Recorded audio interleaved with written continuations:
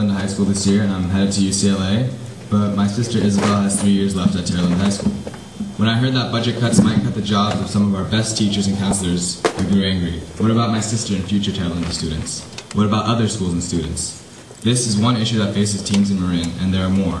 Instead of just complaining or doing nothing, this summer, teens from our congregation will be involved in an organizing internship that will create an MOC youth agenda for Marin County.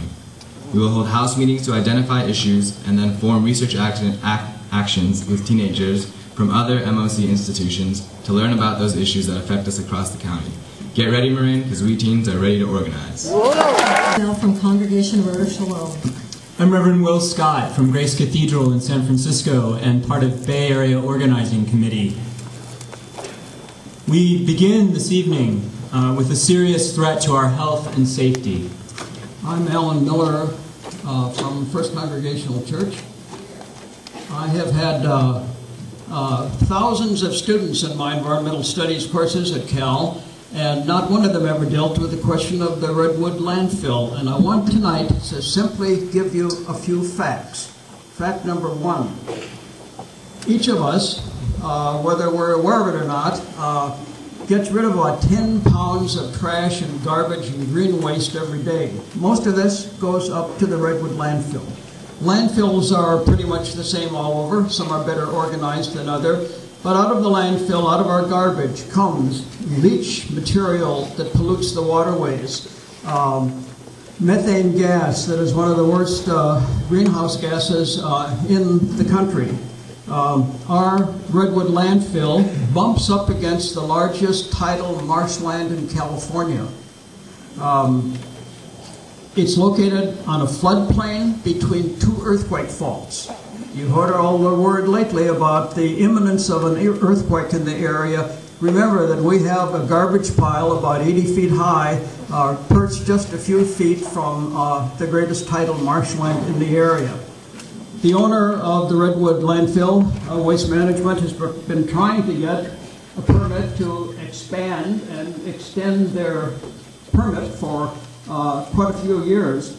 On Tuesday of this week, our Marin Planning Commission approved, with some conditions, the request from Waste Management to extend their permit for a longer period of time. Many of us are opposed to that. We don't know exactly how it's going to end up. However it goes, we need your help to slow the flow of material going to that landfill, to divert the green stuff to separate places where it can be composted so there'll be no more methane gas going. And we need to establish a cleanup trust fund, because when Waste Management leaves someday, it may be up to Marin County to take care of the everything that's left. Most important, we want to make sure that Redwood at least lives up to its terms, and we need your leadership, and we need the leadership of the elected officials here tonight, because we have a major environmental problem and we're going to have to continue to do something about it. Another threat, this time to our shrinking pool of affordable housing. Hello, my name is Ben Luding, resident of Contempo Marin. Recently, my pregnant wife and I were flooded out of our apartment in San Anselmo. With the support of our family, we managed to turn our hardship into opportunity as we purchased our first home in Contempo Marin, a safe, affordable, mobile home community where we rent the land underneath our home. Raising our family in Marin County was a dream we had managed to achieve. 3 weeks after we closed escrow, I received a letter from my landlord stating that my rent would be tripled, up to $2,000 a month.